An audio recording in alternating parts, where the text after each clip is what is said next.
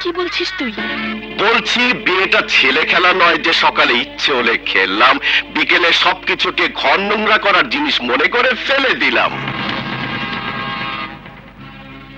হ্যাঁ জানি তো।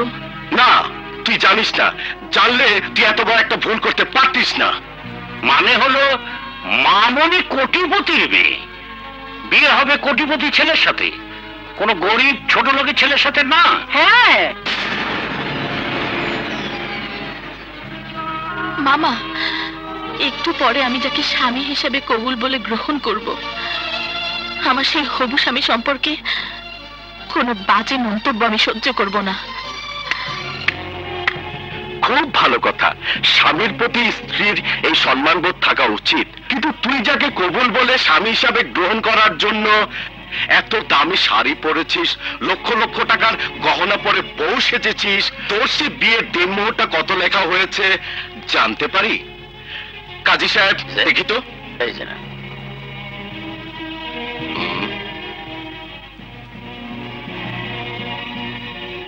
ও 100 কোটি টাকা রাজকন্যার বিয়ের দিনমোহর মাত্র 10,001 টাকা। যে সামান্য টাকাটা তুই অনেক ভিখারিকে ভিক্ষে দিয়েছিস।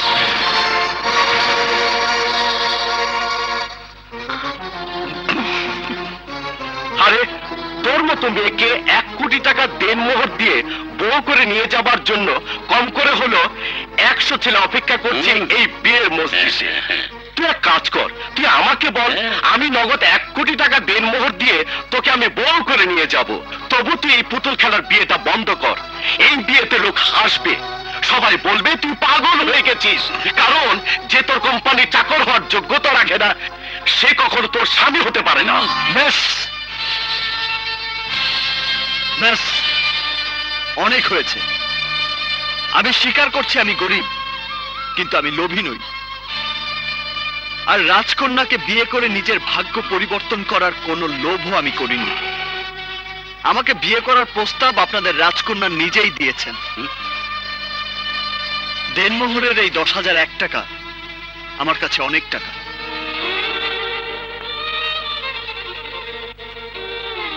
তুমি যদি মনে করো ক্ষণিকের কোনো আবেগে আমাকে বিয়ে করার সিদ্ধান্ত নিয়ে তুমি ভুল করেছো, সেই ভুলটা সংশোধন করার সুযোগ আমি তোমাকে দেব।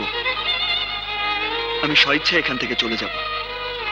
আমি মন থেকে বলছি, আসলে তোমার মতো রাজকন্যার পাশে কোটিপতির ছেলেকেই মানায়, আমাকে নয়।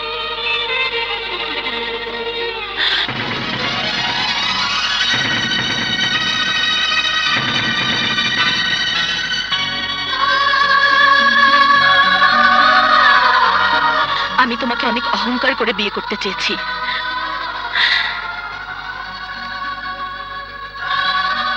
আর সেই অহংকারটাকে তুমি ভুল প্রমাণ করে চলে যেতে চাও। তুমি চলে গেলে কি হবে? হয় সানি, না হয় সানির মতো অন্য কেউ কোটি টাকা দেনমোহর দিয়ে আমাকে বউ করে নিয়ে যাবে। তুমি কি ওই কোটি টাকার কাছে আমার অহংকারের এই তোমাকে বিক্রি করে পালিয়ে যেতে চাও? আমি তো মনে করেছিলাম তুমি পালিয়ে যেতে চাইবে না। তুমি বরং 10,001 টাকা দেনমোহরের টাকার অঙ্কটা 1 কোটি টাকায় লিখতে বলবে। আমি তো মনে করেছিলাম তুমি প্রমাণ করে দেবে তুমিও পুরুষ। তুমি ওদের চেয়ে কম কিসের? তাই বিয়ে করতে এসে বউ রেখে নয়, বউ করেই আমাকে নিয়ে যাবে। কোটি টাকা একজন পুরুষের জন্য কত টাকা? খুব বেশি টাকা নয়। আমি যদি 100 কোটি টাকার মেয়ে হয়ে তোমার জন্য বউ সাজতে পারি, তাহলে তুমিও সেই বউকে ঘরে নিয়ে যাবার জন্য কোটি টাকা দেনমোহর দিতে পারবে, এ আমার বিশ্বাস। ইকবাল, বলো বলো ইকবাল, ওদের সামনে আমাকে ছোট করবে না? আমি ওদের সামনে তোমার হার মানা দেখতে চাই না। ইকবাল, তুই ভয় পাচ্ছিস কেন? তুই চৈতিকে বলে দে, তোদের বিয়ের দেনমোহর 1 কোটিই হবে। তুই আমাকে কথা দে, চৈতির এত বড় বিশ্বাসটা তুই মিথ্যে করে দিবি না।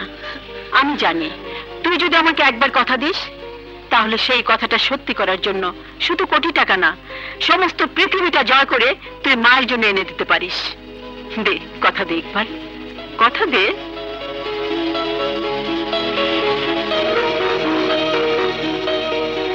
ঘটনা কি?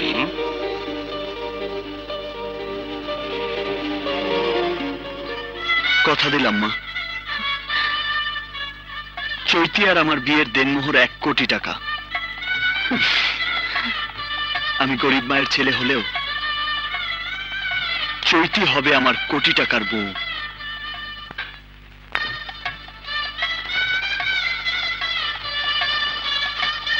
মা, তুমি সত্যি করে বলো না,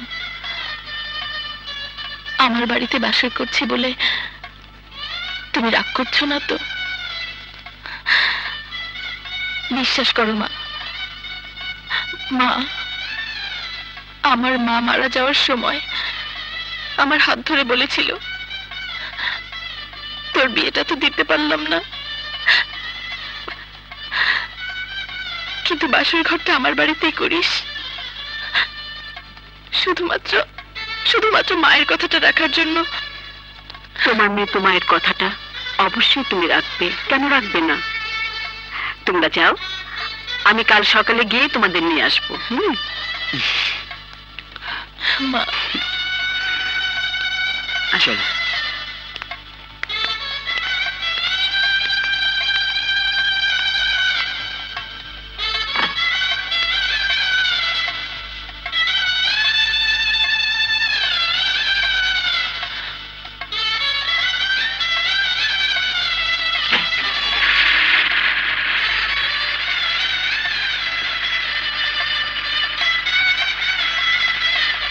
তুমি ঠিকই বলেছো মা।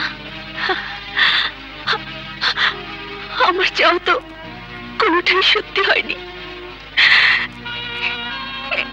এটাই বা হবে কেন?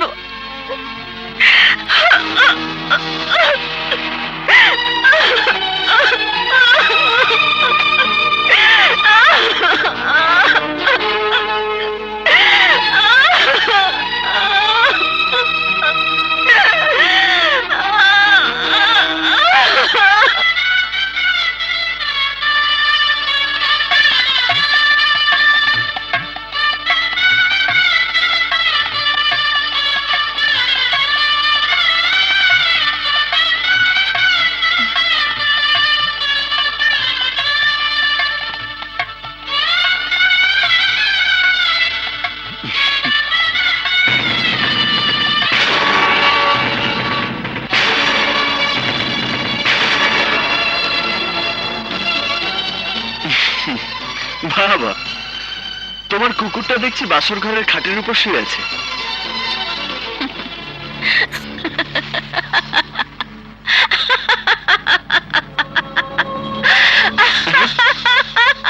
কি ব্যাপার, এভাবে হাসছো কেন?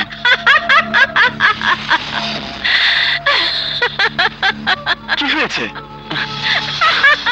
হাসছো কেন? তুমি কি মনে করেছো? হ্যাঁ, কি মনে করেছো? তোমার চেয়ে এই কুকুরটার দামই বেশি। তুমি আমার কথাটা বুঝতে পারছো না, এই তো? পরিষ্কার করে দিই, তুমি কি মনে করেছো তোমার সাথে আমি আমার এই বাসর করার জন্য আমি তোমাকে বিয়ে করেছি?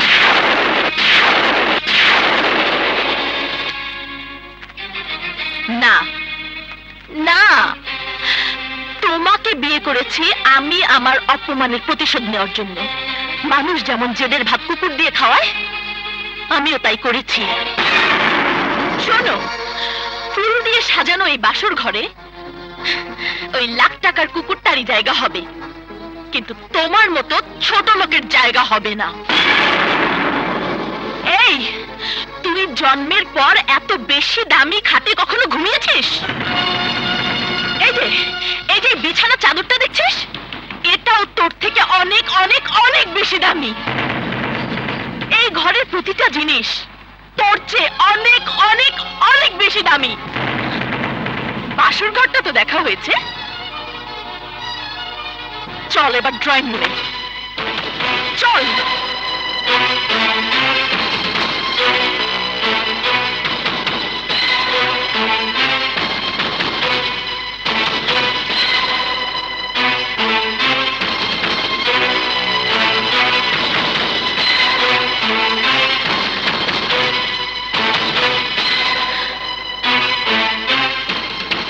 মামা, মামা, মামি, মোহাম্মদ, নাজমা, চাচা। যা ঘটনা ঘটানোর তা তো ঘটিয়েই ফেলেছে। আবার বাসুর ঘর থেকে বেরিয়ে এসে ডাকাডাকি কেন?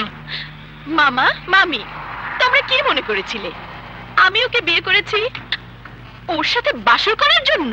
তাহলে বাসর করার জন্য নয়, শুধুমাত্র বিয়ে বিয়ে খেলাটা করে ওর উঁচু মাথাটা আমার পায়ের কাছে নত করাতে। ও মা, বলে কি? আমার 14 পুরুষ, আমার 14 পুরুষ মানুষকে শুধু ভিক্ষে দিয়েছে, কিন্তু ওই ছোট লোকের বাচ্চাটা আমাকে রাস্তায় দাঁড় করিয়ে হাতে ভিক্ষে থালা ধরিয়ে দিয়ে আমাকে দিয়ে ভিক্ষে করিয়েছে। চৌধুরী বাড়ির একমাত্র মেয়ে চৈতি চৌধুরীকে ভিক্ষে করতে বাধ্য করেছে। এই অপমান চৈতি চৌধুরী মেনে নিতে পারে না, কখনো না। আরে আমরা তো তাই মনে করছিলাম, পরে তোর ভাবসাব দেখে সব গোলমাল হয়ে গেল। এখন বল, প্রতিশোধ দেবার জন্য বিয়ের কি দরকার ছিল? শক্তি দিয়ে ওকে কিছু করা যাবে না জেনেই বুদ্ধির খেলা খেলেছি। তুমি কি মনে করেছো কোটি টাকার দেনমোহরের জন্য সানি যে কথাগুলো বলেছিল ওটা সানির কথা ছিল? না মামা, না, সেটা ছিল আমার শেখানো কথা। হুম? আমি সানিকে বউ সাজার আগ মুহূর্তে সব শিখিয়েছিলাম, সব।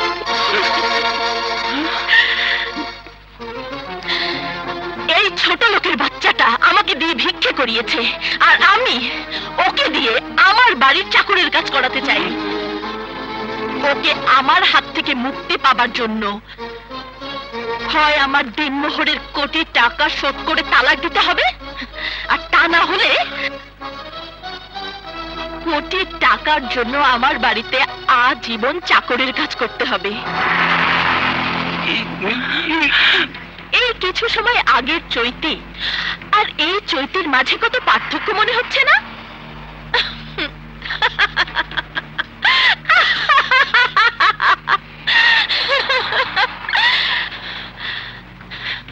একদম বোকা বনে গেছিস তাই না? গরিবের ছেলে হয়ে ধনীর মেয়েকে নিয়ে যে খেলাটা তুই শুরু করেছিস, ওই খেলাটা শেষ করবো আমি। তোকে হারে হারে বুঝিয়ে দেব ধনীর রক্ত কখনো গরিবের অপমান করা সহ্য করে না। বাসর করার স্বপ্ন নিশ্চয়ই এবার তো শেষ হয়েছে। এবার চাকরদের ঘরে গিয়ে বর সাজার দামি পোশাকটা খুলে চৌধুরী বাড়ির চাকরদের পোশাকটা পরে নেই, কারণ সকাল থেকেই তো তোকে চাকরের কাজ করতে হবে। ওই, কি হয়েছে? হ্যাঁ, সকাল সকাল এত চেঁচামেচি কিসের? মামা, দেখেছো দেখেছো, ভাবখানা যেন নবাব জাদা এসেছে। মামা, নবাব জাদাকে বলো চাকরির কাজ শুরু করতে। তোর বাড়িতে কে চাকরের কাজ করে আর কে বসে বসে খায় তা আমি জানি না, তবে আমার বাড়ির নিয়ম অনুযায়ী আমার বিবাহিতা স্ত্রী হিসেবে আজ থেকে তোকে আমার বাড়িতে গিয়েই থাকতে হবে। আমি রোজগার করব আর তুই সংসারের সমস্ত কাজ করবি, আবার আদেশ পালন করবি, আমার মায়ের হাত পা টিপে দিবি। কাজেই তোকে এখন থেকে আমার সাথে আমার বাড়িতেই থাকতে হবে। চল। শোন, আমাকে স্ত্রীর মর্যাদা দেওয়ার কি যোগ্যতা আছে তোর? তোর স্ত্রী হতে পারে কাজলের মতো কোনো বস্তির মেয়ে। আচ্ছা, সেটা আমার বাড়িতে গেলেই টের পাবি। চল। এই, স্ত্রী স্ত্রীকে স্পর্শ করার আগে দেনমোহর পরিশোধ করতে হয়, তা তোর বাবা মা তোকে শেখায়নি? বল।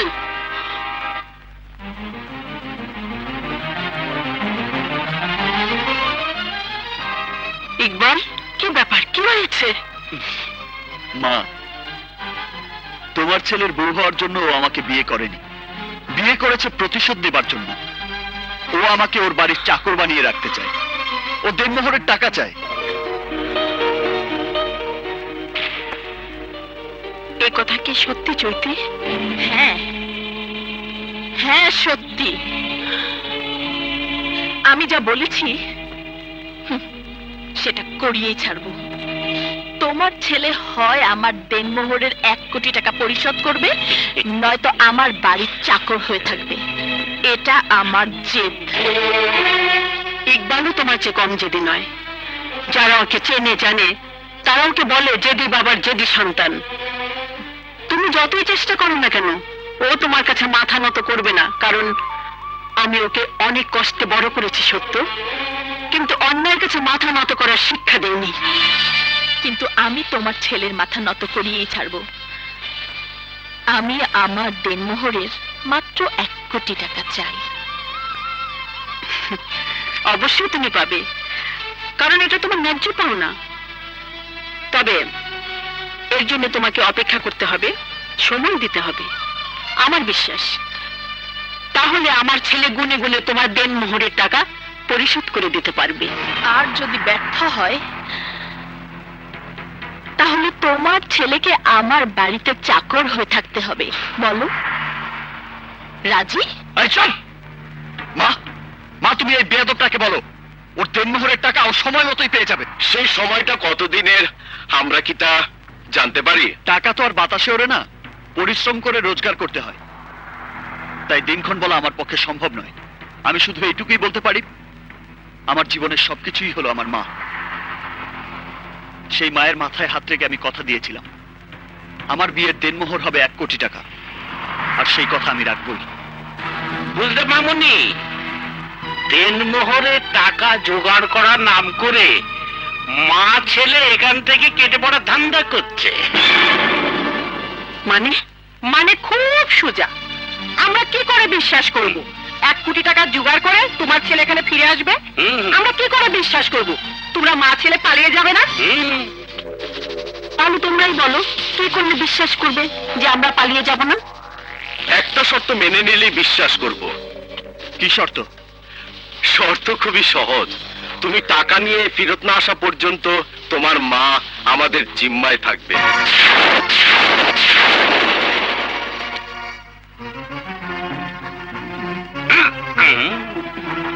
কি রাজি?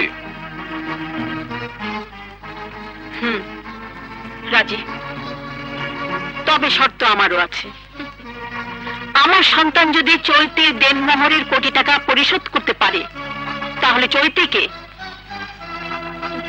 আমার সন্তানের পা জড়িয়ে ধরে ক্ষমা চাইতে হবে এবং বলতে হবে আমার সন্তানই ওর যোগ্য স্বামী। জিজ্ঞেস করো চৈতিকে এই শর্তটা মেনে নেবার সাহস ওর আছে কিনা। মেনে নে চলতি, কারণ টাকা বাতাসে ওড়ে না। টাকা ছাড়া ওকে তোর বাড়িতে চাকরের কাজ করার জন্য আসতেই হবে। চৈতি মেনে নেই। মেনে নে চৈতি, মেনে নে। মেনে নে চৌতি, আরে টাকা তো বাতাসে ওড়ে না, এই কথা তো ইকবালই বলেছে। ঠিক আছে, মেনে নিলাম। আমরাও মেনে নিলাম। না মা, তুমি তোমার কথা ফিরিয়ে নাও। মা, তুমি কেন আমার জন্য জিম্মি থাকবে? আমি সন্তান হয়ে এত বড় শাস্তি, এত বড় কষ্ট তোমাকে দিতে পারবো না মা।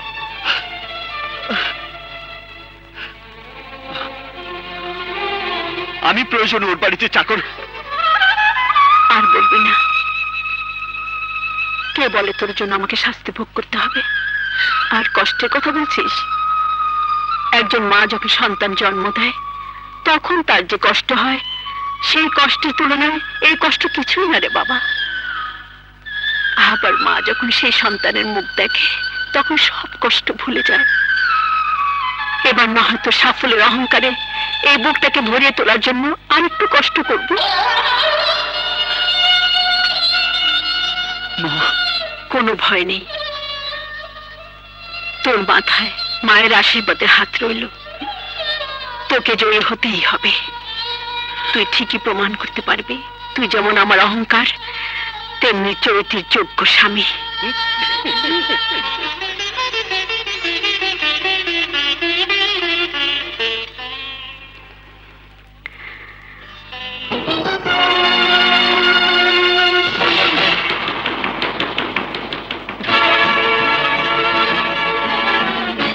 আমি জানি তুই এই বাড়িতে বীরের মতো ফিরে আসবি।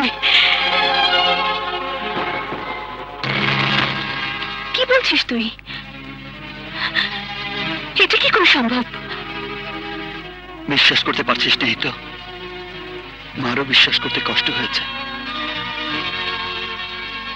তবে আজ থেকে শুরু হবে আমার মায়ের অহংকার জয়ী করার জন্য নতুন করে এক যুদ্ধ। কি আছে তোর? আমার মায়ের দোয়া, সারা পৃথিবীর সমস্ত মায়ের দোয়া। তুই দেখিস কাজল, আমি ওই ধনীর অহংকারী মেয়েকে শুধু দিনমোহরের কোটি টাকায় ফিরিয়ে দেব না, ওর সমস্ত অহংকার মিথ্যে করে দিয়ে ওকে ওর প্রাচুর্যের সিঁড়ি থেকে টেনে এসছে আমার মায়ের পায়ের নিচে এনে ফেলবো। ও একটু আশ্রয়ের জন্য আমার মায়ের পা জড়িয়ে ধরে কাঁদবে, আর আমি সেদিন প্রাণ খুলে হাসবো।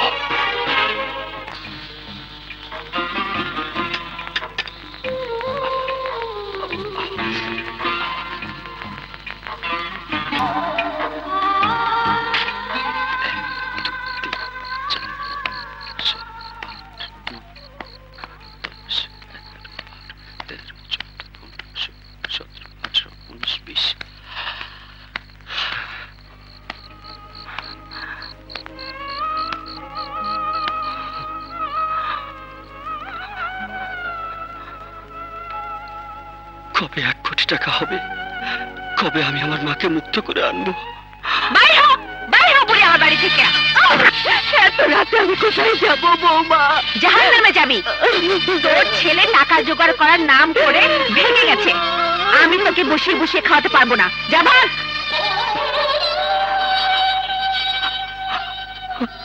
আমার মা,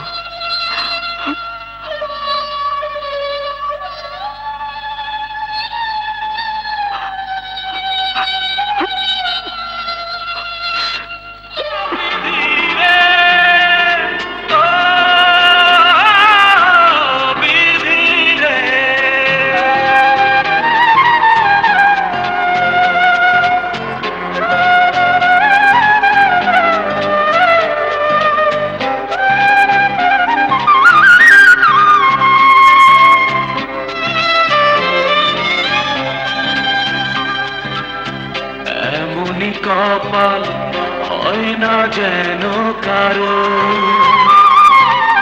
দুঃখ চাই না দুঃখ তো নেমে আসে আরো।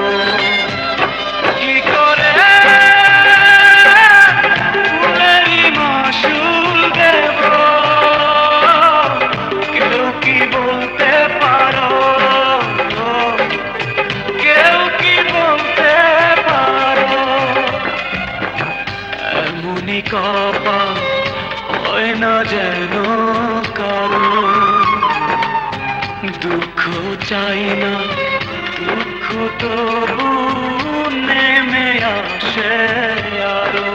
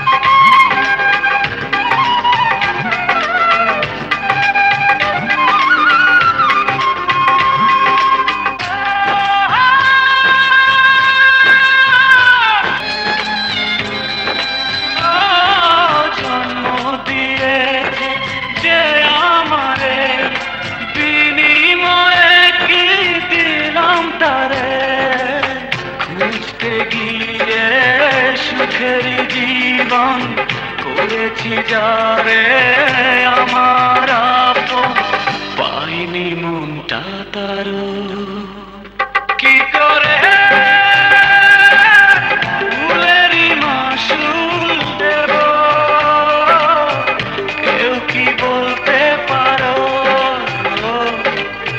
কেউ কি বলতে পারো?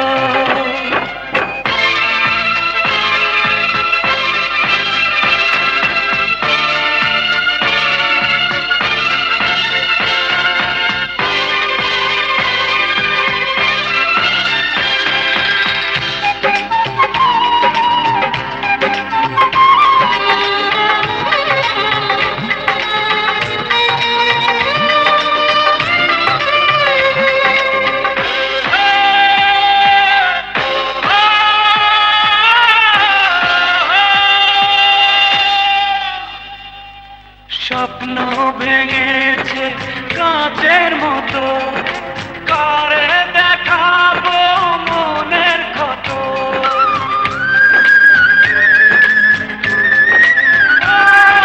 স্বপ্ন ভেঙেছে কাঁচের মতো, কারে দেখাবো মনের ক্ষত?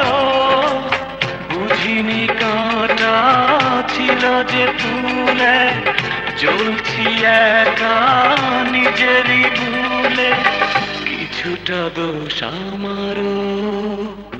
কি করে ফুলেরই মাসুল দেব, কেউ কি বলতে পারো, কেউ কি বলতে পারো? এমনই কপাল হয় না যেন কারো, দুঃখ চাই না, দুঃখ তবু নেমে আসে আরো। কি করে ফুলেরই মাসুল দেব, কেউ কি বলতে পারো,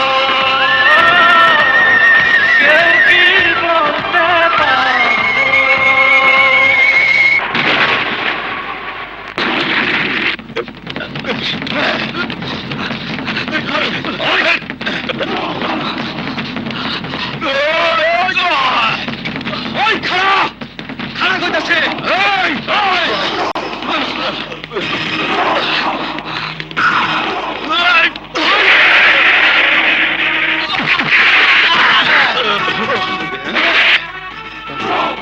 তুই জানিস না ওকে মারার জন্য 10 লাখ টাকার কন্ট্রাক্ট নিয়েছি আমরা। 10 লাখ? ভাগ চাইলে ভাগ পাবি, আমাদের দলে চলে আয়।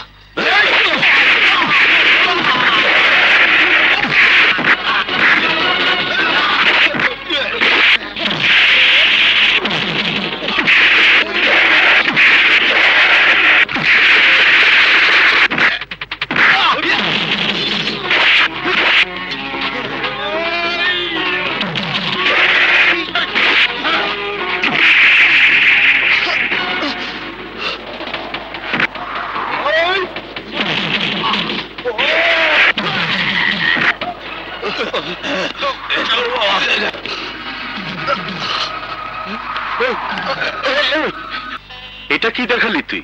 হঠাৎ করে ছেলের বউ সাজার ইচ্ছে হলো কেন? তোর কাছে কি তাই মনে হয়েছে? আমার কিন্তু কোনো কিচ্ছু সাজার ইচ্ছে হয়নি। আমি যা করেছি ওই জায়গাতে যে কেউ থাকলে একই কাজ করত।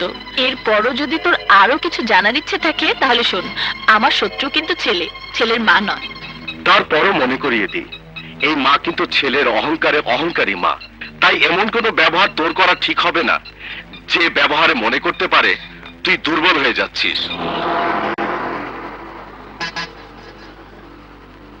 আমি যে কি তা আমি নিজেই খুব ভালো বুঝি। আমাকে নিয়ে তোর চিন্তা ভাবনা করার দরকার নেই। তোর আর কিছু জানার ইচ্ছে আছে? জানার ইচ্ছেটা এই জন্য হয়েছে যে আমি না হয় আমার জীবন বাঁচানোর জন্য তোমাকে 20 লাখ টাকা দিতে চেয়েছিলাম, কিন্তু তুমি কেন এত কঠিন একটা বাজি ধরলে? তুমি তো মারাও যেতে পারতে। তোমার টাকার এতই প্রয়োজন? আমার এত বেশি টাকার প্রয়োজন যে টাকার জন্য আমার জীবন নিয়ে একবার নয় দুবার নয় বারবার জুয়া খেলতে রাজি। কিন্তু কেন? এই কেন উত্তর আমি আপনাকে দিতে পারবো না। এটা এটা আমার লজ্জা। পুরুষ মানুষের কাছে কোনো লজ্জা নেই। লজ্জা হলো নারীর ভূষণ। বলো তুমি। আপনি কি বিশ্বাস করতে পারবেন, আমার বিবাহিত স্ত্রীর দেনমোহরের 1 কোটি টাকা শোধ করার জন্য আমার সেই স্ত্রীর কাছে জিম্মি রাখতে হয়েছে আমার মাকে? কি বিশ্বাস হয়? আপনার বিশ্বাস করতে কষ্ট হলেও এটাই সত্যি। টাকা ছাড়া আমার মাকে জিম্মি দশা থেকে মুক্ত করতে চাইলে আমাকে স্বামীর দাবি ত্যাগ করে আমাকে আমার স্ত্রীর বাড়িতে সারা জীবন চাকর হয়ে থাকতে হবে। কিন্তু আমার মায়ের বিশ্বাস তার সন্তান কখনো হার মানবে না। তাই টাকার জন্য আমি জীবন মরণের কঠিন বাজি ধরতে সব সময় প্রস্তুত। তুমি পারবে ইকবাল। তোমার এই ইচ্ছাটা তুমি ঠিকই পূরণ করতে পারবে। আর এজন্যে আমি তোমাকে সব ধরনের সহযোগিতা করব। তুমি দেনমোহরের কোটি টাকার জন্য তোমার যে মাকে জিম্মি রেখেছো, সেই মায়ের কাছেই তোমার স্ত্রীর উঁচু মাথাটা নত করার জন্যে, তোমার ব্যবসা শুরু করার জন্যে যত টাকা লাগে, যত ব্যাংক গ্যারান্টি লাগে আমি দেবো তোমার। আমার জন্য আপনি এত কিছু করবেন? ইয়েস, করব। আর এই জন্যে করব, আমি যে আজ এখানে দাঁড়িয়ে কথা বলছি সেটা তোমার জন্যে। তাছাড়া আমিও তোমার মতো একদিন গরিব ছিলাম, তাই গরিবের কষ্ট আমি বুঝি। তুমি তৈরি হয়ে নাও ইকবাল। মনে করো আজ এই মুহূর্ত থেকে তোমার জীবনের যুদ্ধ শুরু।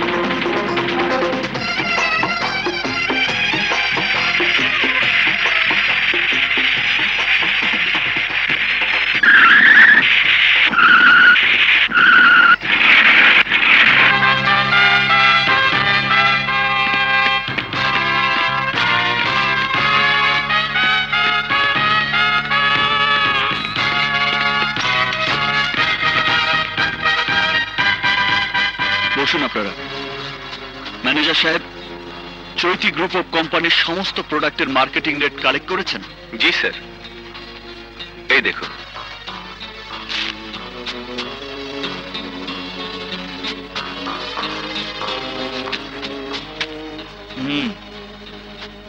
আমি চাই আমাদের প্রোডাক্টগুলো চৈতি গ্রুপ অফ কোম্পানির সমস্ত প্রোডাক্টের চেয়ে 50% কম রেটে মার্কেটে ছেড়ে দিতে। স্যার, 50% কম রেটে মার্কেটিং করলে আমাদের বিরাট অঙ্কের টাকা লোকসান হবে। আমি আমার লোকসানটাকে বড় করে দেখছি না, আমি চৈতি গ্রুপের লোকসানটাকেই বড় করে দেখছি। আমাদের রেটের সাথে প্রতিযোগিতা করে প্রোডাক্ট বিক্রি করতে হলে ওদেরকেও 50% লস দিতে হবে। আর এই লস চৈতি চৌধুরীকে ব্যাংকের কাছে দেউলিয়া বানিয়ে দেবে। আর এটাই আমার চাওয়া। এই জন্য আমি আমার লোকসানের কথা ভাবছি না, আমি শুধু চৈতি চৌধুরীকে সর্বশান্ত করার কথাই ভাবছি। আমি জানতে চাই, আমার এমন শত্রু কখন কিভাবে জন্ম নিল যে নিজের লোকসান মেনে নিয়ে আমার ক্ষতি করার জন্য উঠে পড়ে লেগেছে? এই শত্রুর খবর তো আপনার চেয়ে আমাদের ভালো জানার কথা নয় ম্যাডাম। আপনাকেই খুঁজে বের করতে হবে কে এই শত্রু। অ্যাকাউন্টেন্ট হিসাবে আমি শুধু এটুকু বলতে পারি ম্যাডাম, এই শত্রুতার কারণে কোম্পানির লোকসানের পরিমাণটা 100 কোটি টাকাতে গিয়ে দাঁড়াতে পারে। শুধু তাই না ম্যাডাম, এই লোকসানের কারণে ব্যাংক থেকে একটা চাপ সৃষ্টি হতে পারে। তাই আমরা মনে করি ম্যাডাম, শত্রুতার কারণটা চিহ্নিত করে একটা আপোষ করা উচিত। নইলে কিন্তু আমাদের জন্য আসলে একটা কঠিন বিপর্যয় অপেক্ষা করছে, যে বিপর্যয়ের ভাঙনে হয়তো আপনি দাঁড়িয়ে থাকতে পারবেন না ম্যাডাম।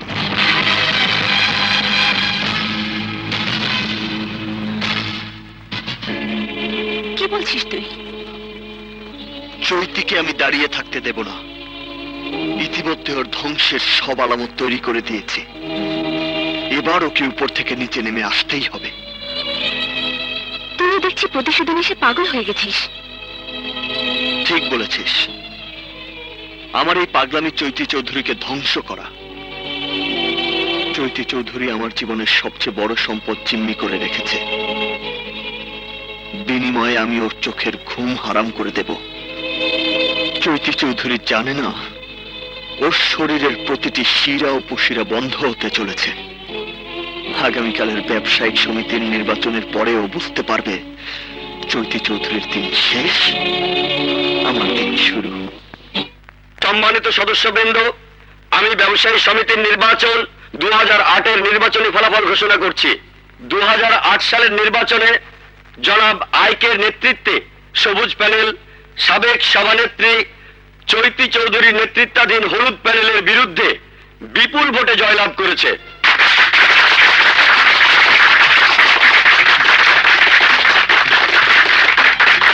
আমি সবুজ প্যানেলের এই বিজয়কে স্বাগত জানানোর জন্য হলুদ প্যানেলের পক্ষ থেকে সাবেক সভানেত্রী চৈতি চৌধুরীকে মঞ্চে আসার জন্য অনুরোধ করছি।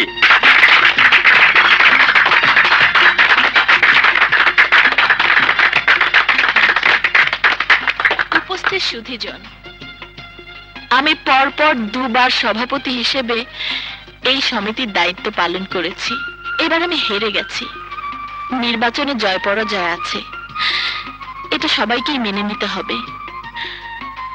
তবে আমি আজও জানি না কে এই মিস্টার আইকে। তবুও তার বিজয়কে আমি স্বাগত জানাচ্ছি এবং মঞ্চে এসে বিজয় মালা পরার জন্য আমন্ত্রণ জানাচ্ছি।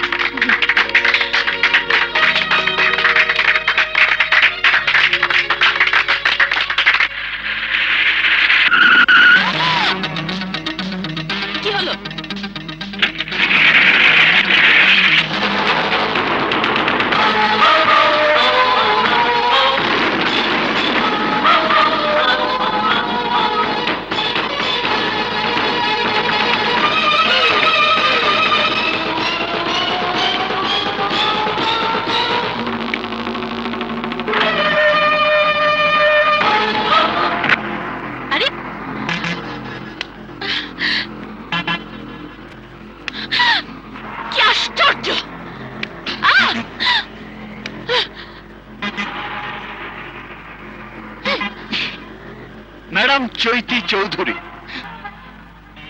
আমাকে দেখে নিশ্চয় সেই ইকবাল মনে হয়নি যাকে তুমি তোমার বাড়ির চাকর বানানোর জন্য কাল রাত পর্যন্ত লাখ টাকার পালঙ্কে ছুঁয়ে স্বপ্ন দেখেছ।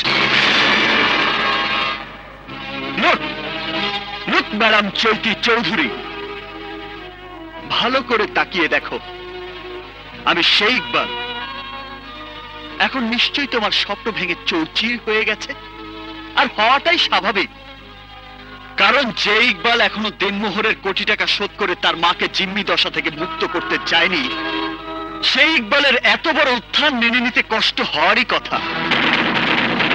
কিন্তু আমি সেই ইকবাল যাকে তুমি তোমার বাড়ির পোষা কুকুরের চেয়ে কম দামি মানুষ মনে করেছিলে।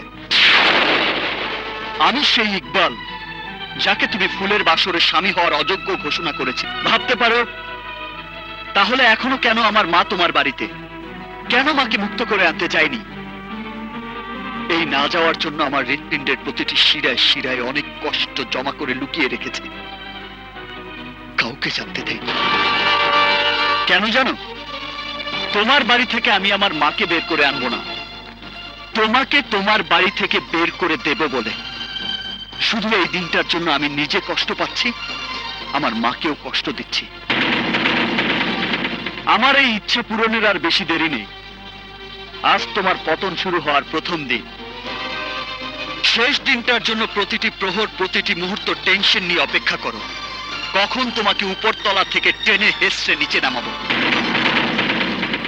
শুধুমাত্র এই কথাগুলো বলার জন্যই আমি তোমার পথ আগলে দাঁড়িয়েছি। গুড বাই ম্যাডাম চৈতি, গুড বাই।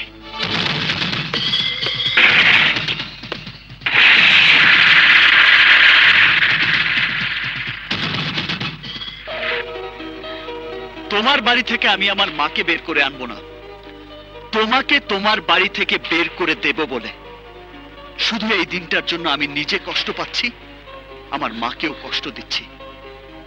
শেষ দিনটার জন্য প্রতিটি প্রহর প্রতিটি মুহূর্ত টেনশন নিয়ে অপেক্ষা করো, কখন তোমাকে উপরতলা থেকে টেনে হেসড়ে নিচে নামাবো।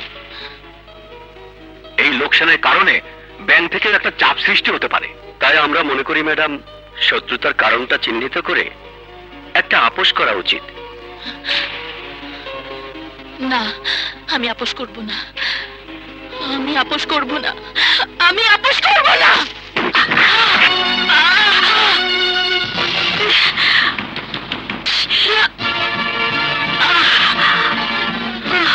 চৈতি মামুনি, তুমি তোমার ঘরে যাও, এমন কিচ্ছু হয়নি। এতটুকু রক্ত বের হলে কেউ মরে না।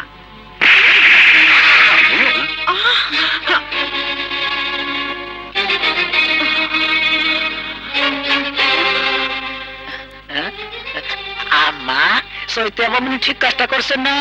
আমি? তুই আমার পেটের ছেলে না শত্রু? উচিত কথা কইলে সবাই মারে কে? তোমার জন্য চৈতি আমার গায়ে হাত তুলেছে, আসুরের জন্য তো দরদ। ডক্টর ফারুক, আমি চৈতি চৌধুরী বলছি। প্লিজ আমার বাড়িতে একবার আসুন, please doctor. Thank you doctor.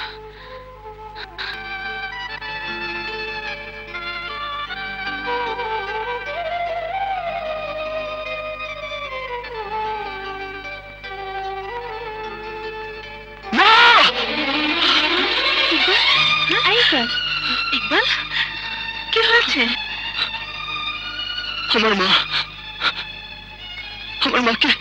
আমার মাকে ওরা অনেক কষ্ট দিচ্ছে। আমার মা হচ্ছে আমার আত্মা, আর সে আত্মাকে ওরা কষ্ট দিচ্ছে। আমি জানি তুই তোর মাকে কত ভালোবাসিস, প্রতি রাতে তুই এইভাবে চিৎকার করে উঠিস, আর কতদিন এভাবে কষ্ট করবি? দামি খাট দামি বিছানা ছেড়ে নিচের ফ্লোরে ঘুমাস। কি করবো বল, চৈতি তো আমার মাকে খাটে ঘুমাতে দেয় না, হয়তো ওরা রান্নাঘরে বা বারান্দায় ঘুমাতে দেয়। তুই বল, মাকে রেখে আমি কি করে খাটে ঘুমাই? দেখো বাবা, তোমার আত্মা যেমন তোমার মায়ের জন্য কাঁদে, তেমনি তোমার মায়ের আত্মা তোমার জন্য কাঁদে।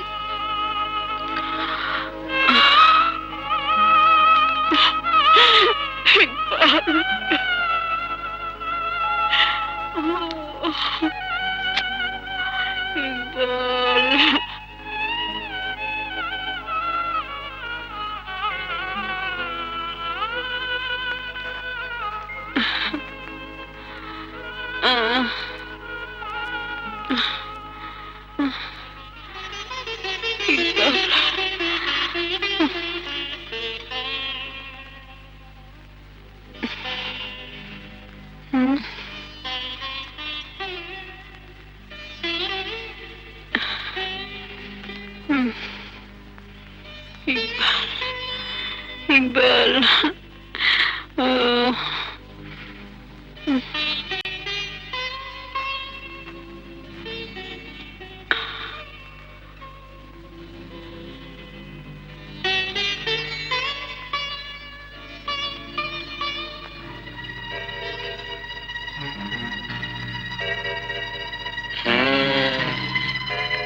রাতে রাতে শাশুড়ির সেবা করে আর দিনে আমাদের বোকা বানায়। আমাদের বোকা বানাতে চাইলে আমরা যে বোকা না এ কথা চৈতিকে বুঝিয়ে দিতে হবে। আমি বলি কি, তুমি তোমার মনের কথাটা মনে না রেখে চৈতিকে সরাসরি বলে দাও, তাহলে চৈতির মনোভাবটাই বলে দেবে ওর মনের উদ্দেশ্যটা কি। হ্যাঁ সানি, কি বলবি বলে ফেল। ভালো হোক মন্দ হোক আমি সরাসরি কথা বলা পছন্দ করি। তাহলে সরাসরি বলেই ফেলি, আমি ঠিক করেছি বিয়ে করব। সত্যি? তাহলে তোর জীবনে বিয়ের ফুল ফুটবে। আমি তো ভাবতাম তুই চিরকুমার ক্লাবের সভাপতি হয়ে থাকবি। মোটেও না, আমি মনে করতাম আমার পছন্দের মেয়েটি একদিন আমাকে জিজ্ঞেস করবে আমি ওকে কতটুকু ভালোবাসি। বল না রে মেয়েটিকে, বল বল বল। তুই কিরে, খুশি হয়েছিস না অবাক হয়েছিস, কোনটা? হ্যাঁ, কি সব বলছিস? শোন, ওসব কথা থাক। আমার কি মনে হচ্ছে জানিস, তুই খুশি হয়েছিস কিন্তু ইকবালের কথা ভাবছিস। শোন, যে একবার চলে গেছে সে আর ফিরে আসবে না। শোন, তোকে কিন্তু আমি একজন ভালো বন্ধু মনে করি। তুই সেই বন্ধুত্বের সম্পর্কটা কেমন যেন করে দিলি। কোথায় যেন হঠাৎ করে একটা ছন্দপতন হয়ে গেল। শোন, আমার মাথাটা ঝিমঝিম করছে।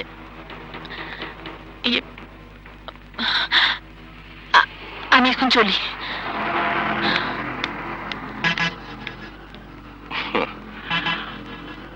আমি জানি তুই কেন রাজি হলি না। তোর বিয়ে একটা কেন 10টা হলেও আমি তোকে বিয়ে করবই। আসসালামু আলাইকুম। ওয়ালাইকুম আসসালাম। ম্যাডাম, অসময়ে আপনাকে বিরক্ত করার জন্য আমি দুঃখিত, কিন্তু না এসে পারলাম না। আমাদের জন্য একটা দুঃসংবাদ আছে ম্যাডাম।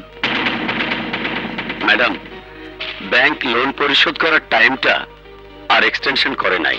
আমাদের চিঠি ব্যাংক রিজেক্ট করেছে, আর ব্যাংক থেকে যে চিঠিটা দিয়েছে তাতে স্পষ্ট করে লেখা আছে নির্দিষ্ট সময়ের মধ্যে টাকা পরিশোধ করতে না পারলে আপনার ইন্ডাস্ট্রি, বাড়ি, গাড়ি সবকিছু নিলামে তুলবে।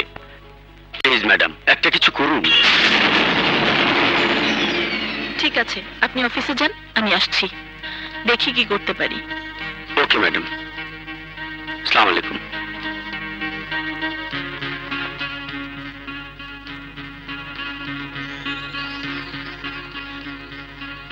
আরে মামুনি, এতে ঘাবড়ানোর কি আছে? এটা কোনো সমস্যা হলো? তুমি কি মনে করেছো মামা? বুঝতে পারছো আর মাত্র 2 দিন বাকি, আর একটা দুটো টাকা নয়, 50 কোটি টাকার মামলা। কে দেবে আমাকে এই টাকা? কেন, সানি বাবাজি দেবে। সানি? তুই আমার কাছে আসার সিদ্ধান্ত নিয়ে ভালো করেছিস। মামা আমাকে ফোন করেছিল, জানিস আমি মামাকে বলে দিয়েছি আর কেউ না জানুক। তুমি আর মামি তো জানো আমি চৈতির জন্য দুনিয়াটা লুটিয়ে দিতে চাই। বল চৈতি, কোন শর্তে তুই টাকাটা নিতে চাস? শর্ত? হ্যাঁ শর্ত। 1 নম্বর শর্ত, তুই আমাকে বিয়ে করতে রাজি হলে শুধু ব্যাংক লোনের টাকা কেন, আমার সবকিছু তোকে আমি দিয়ে দিব। আর 2 নম্বর শর্ত? বউ হিসাবে না পেলেও তুই যদি আমার সাথে 1 রাত কাটাস তাহলে আমি তোকে 50 কোটি টাকা দিব। তুই কি মনে করেছিস আমি নষ্টা মেয়ে? দেহ ব্যবসাটা আমার পেশা। হাহ। তোর কাছে টাকার জন্য আমি নিজেকে বিক্রি করতে ছুটে এসেছি? তুই যদি মনে করে থাকিস তোর মতো সওদাগরের কাছে আমাকে আমি নিলামে তুলবো, তাহলে তুই ভুল করেছিস, ভুল।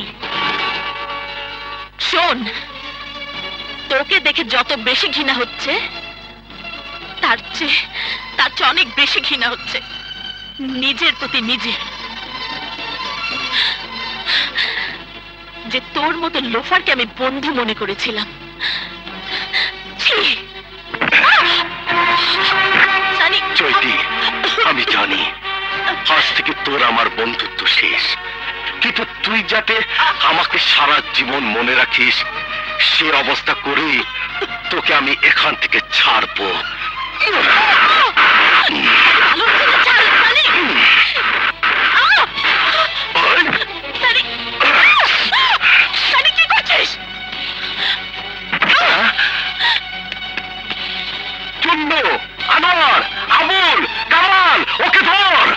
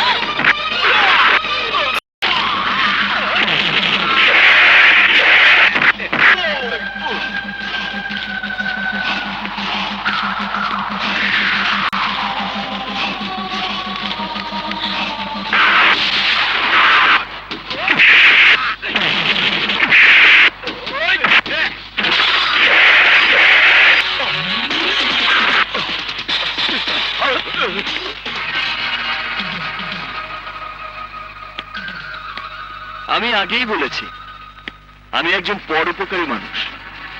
আর তাছাড়া আপনি যদি রাস্তায় ধর্ষিতা হতেন তাহলে আপনার আগে আমার নামটাই পত্রিকার হেডলাইনে চলে আসতো। সবাই বলতো শিল্পপতি ইকবাল খানের স্ত্রী ধর্ষিতা। কি জানতে না? আমার আপনজন হয়ে এত বড় শত্রুতা করেছিলে কিসের লোভে? বলো কিসের লোভে? বলো কিসের লোভে? চুপ, চুপ। আর একটা কথা না বলে তুমি এই মুহূর্তে তোমার বউকে নিয়ে এ বাড়ি থেকে বেরিয়ে যাও। একদম ঠিক বিচার আপামনি। দুষ্ট গরুর চাইতে শূন্য গোয়াল অনেক ভালো।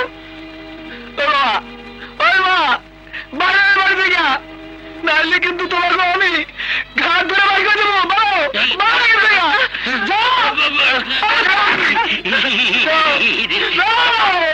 কই যাও।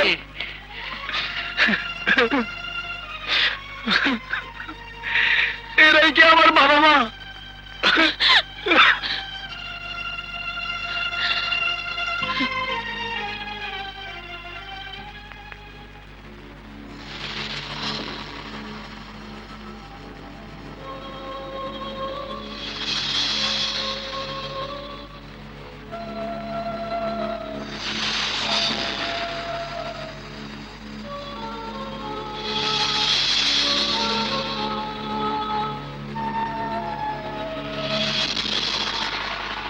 আমি আগেই বলেছি আমি একজন পরোপকারী মানুষ। আর তাছাড়া আপনি যদি রাস্তায় ধর্ষিতা হতেন তাহলে আপনার আগে আমার নামটাই পত্রিকার হেডলাইনে চলে আসতো। সবাই বলতো শিল্পপতি ইকবাল খানের স্ত্রী ধর্ষিতা।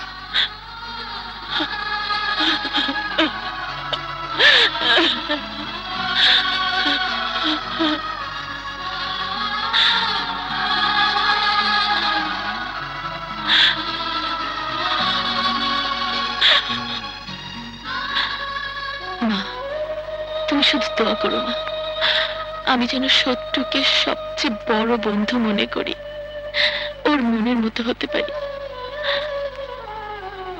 আমি যেন ইকবালের মনের আকাশে এক ফালি চাঁদ হয়ে মেঘ সরিয়ে জ্যোৎস্না ছড়িয়ে দিতে পারি। মা, মা তুমি দোয়া করো মা, তুমি দোয়া করো।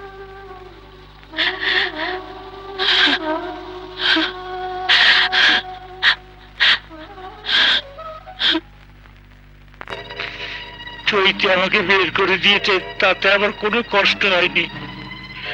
আমার কষ্ট হয়েছে তোমাকে অপমান করার জন্যে, আর তোমার অপমান আমার গায়ে লেগেছে। কিন্তু এই অপমানের জবাব তোমাকে দিতেই হবে, আর এই জবাব দেওয়ার একমাত্র রাস্তা নিলামে সবকিছু কিনে নিয়ে চৈতিকে ঘাড় ধরে বাড়ি থেকে বের করে দেওয়া। তুমি ঠিকই বলেছ মামা, আমি নিলাম ডাকবো, অবশ্যই নিলাম ডাকবো। আজকে আমরা যে নিলাম ডাকতে যাচ্ছি তা হচ্ছে চৈতি গ্রুপ অফ কোম্পানির বাড়ি ঘর সহ সমস্ত সম্পত্তি ব্যাংক থেকে ঋণ নিয়ে সময় মতো পরিশোধ করতে পারেনি বলে ব্যাংক চৈতি গ্রুপ অফ কোম্পানিকে দেউলিয়া ঘোষণা করছে। 10 কোটি, 10 কোটি 1, 10 কোটি 2,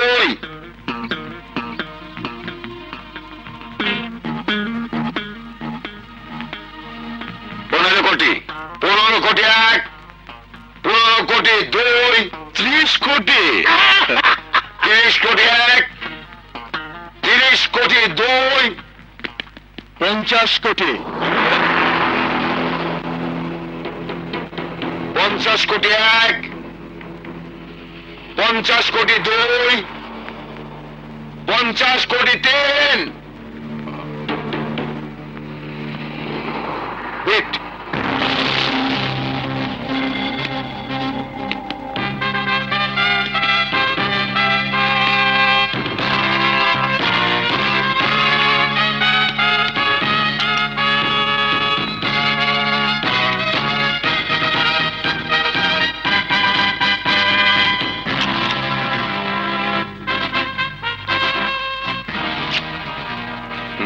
thank you mister Iqbal.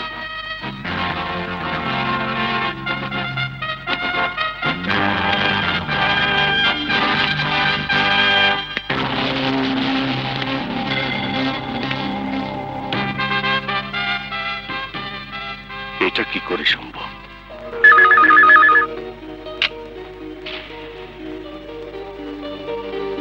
Hello, madam, Iqbal খান নামে একজন নব্য শিল্পপতি আপনার সবকিছু নিলামে কিনে নিয়েছেন।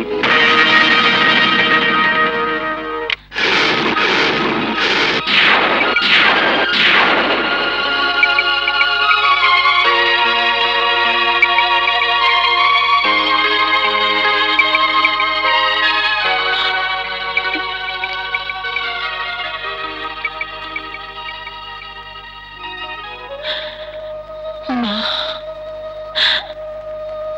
মা গো, মা, তোমার চৈতে হেরে গেছে মা, তোমার চৈতে হেরে গেছে।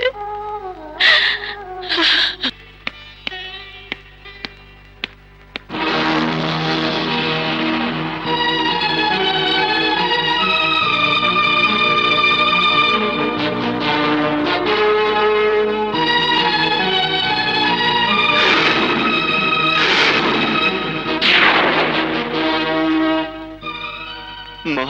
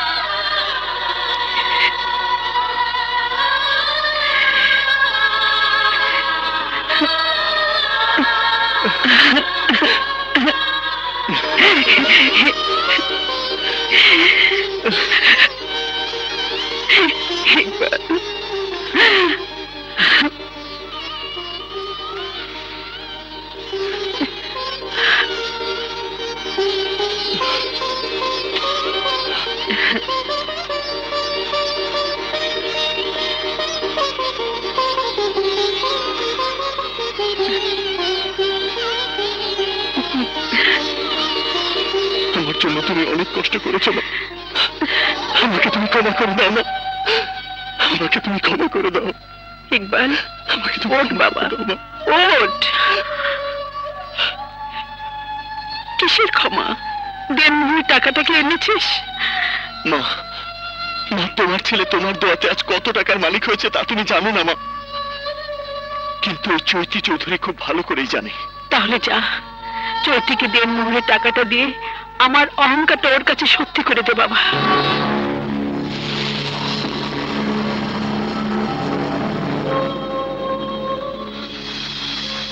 চৈতি চৌধুরী, চৈতি চৌধুরী,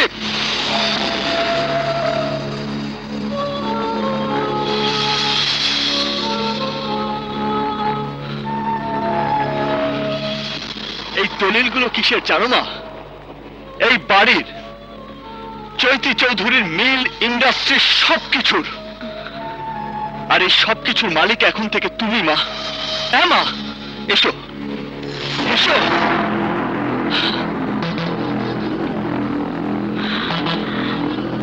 এসো মা, এসো।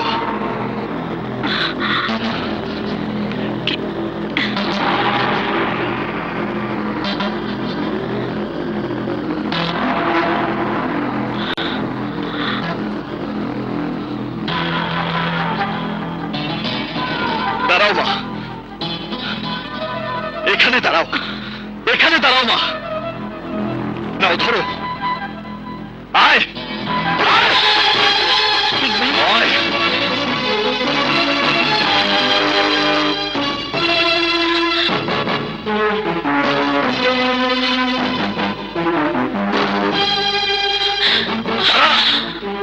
এখানে দাঁড়া।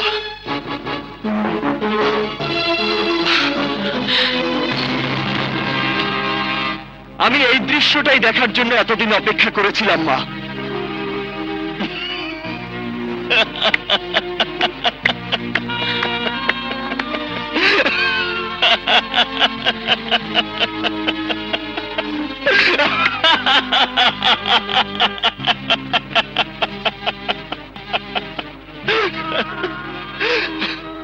দেখ, উপরের দিকে তাকিয়ে দেখ, আমার মায়ের তুলনায় তোকে কত ছোট মনে হচ্ছে।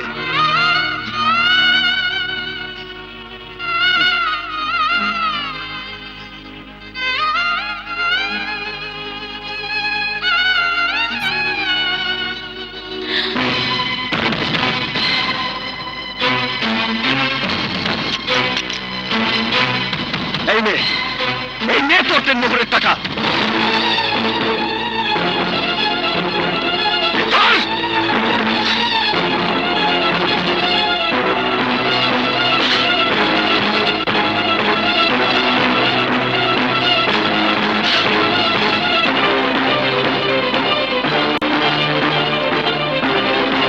টাকা না, টাকার সাথে তোকে তালাক দেওয়ার কাগজটাও এনেছি। তুই বলেছিলি না তোর স্বামী হওয়ার কোনো যোগ্যতা আমার নেই? আজ আমি বলছি, ভালো করে শোন, আমার স্ত্রী হওয়ার কোনো যোগ্যতাই তোর নেই। তুই বলেছিলি না আমার স্ত্রী হতে পারে কাজলের মতো কোনো বস্তির ফকিন্নি মেয়ে? তাই আমি ঠিক করেছি তোকে তালাক দিয়ে আমি ওই বস্তির ফকিন্নি মেয়েটাকেই বিয়ে করব।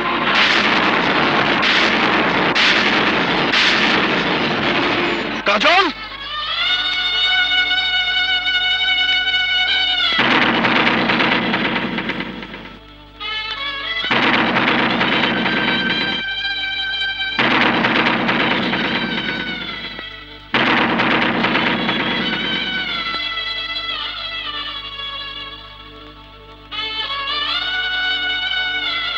নে তালাকনামায় সই কর।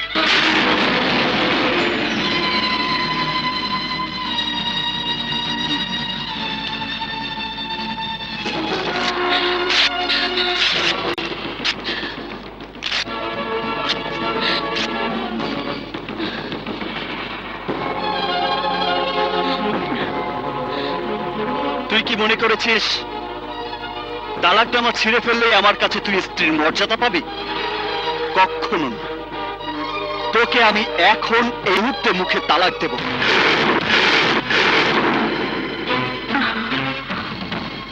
এক তালাক,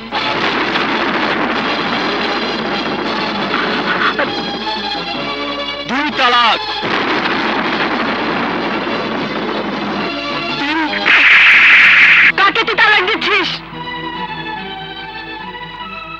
আমার মাকে কাজের মহিলা করে রেখেছে। কে বলেছে তোকে? তোকে কে বলেছে? চৈতি ওর জেদের কারণে তোকে মেনে নিতে পারেনি সত্য, কিন্তু ও আমাকে মায়ের মর্যাদা দিতে এতটুকু ভুল করেনি।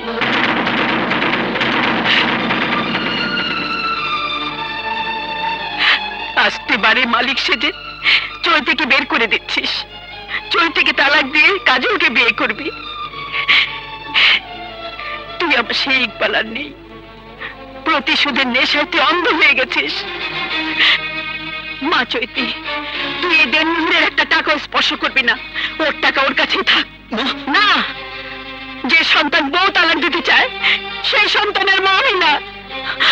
চল চৈতি। দাঁড়াও মা, তোমরা দুজনেই তো দুজনের কথা বললে না, আমাকে কিছু বলতে দাও। তোমার সন্তান তো অন্যায় কিছু করেনি, আমি তো ওকে কম অপমান করিনি, তাহলে কেন প্রতিশোধ নিতে চাইবে না? আমি সত্যি তো একটা অহংকারী মেয়ে ছিলাম, আমার সেই অহংকারী জেদটা আমাকে আজ উপর সিঁড়ি থেকে নামিয়ে এখানে এনে দাঁড় করিয়েছে। এজন্য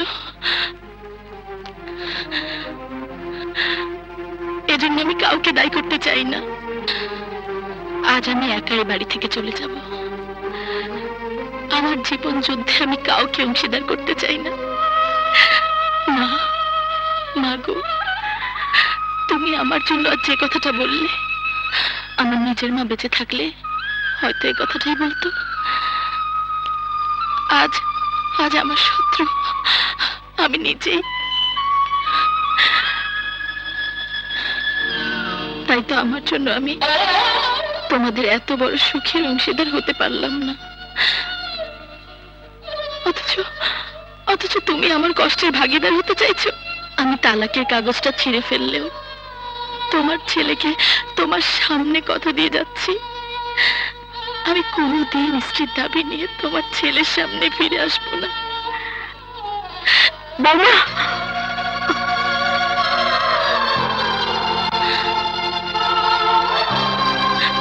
শুধু এই ডাকটাই, শুধু এই ডাকটাই আরেকবার ডাকো মা।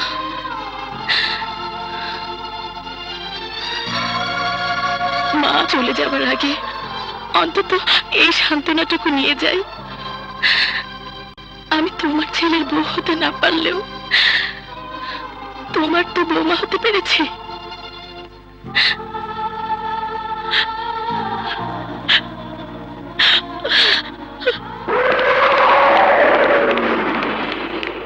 ওই তো ধর। তোর তো সব শেষ, এবার তুই আমার সাথে চল। চৈতি আমার স্ত্রী, ওর গায়ে হাত দেবার চেষ্টা করলে তোর হাত আমি কেটে ফেলব।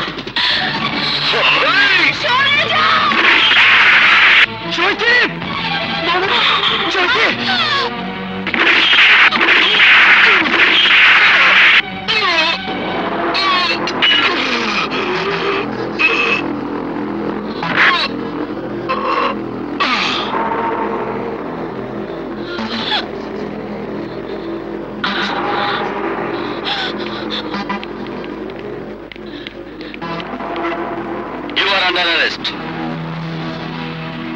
হ্যান্ডকাপ লাগাও। Yes sir. এই, সবাইকে নিয়ে চলো। আমি বলা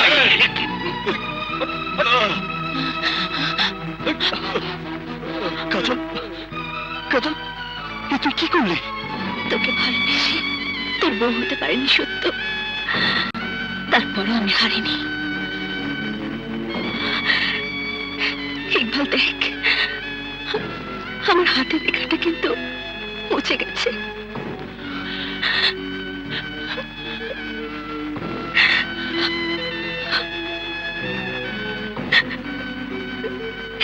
এ মুছে যাওয়ার মাঝে আমি তোকে খুঁজে পেয়েছি।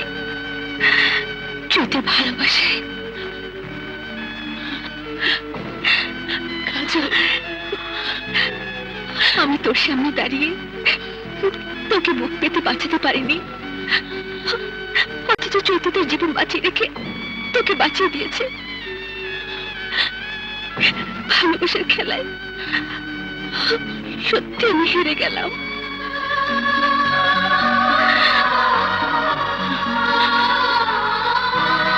চলুন।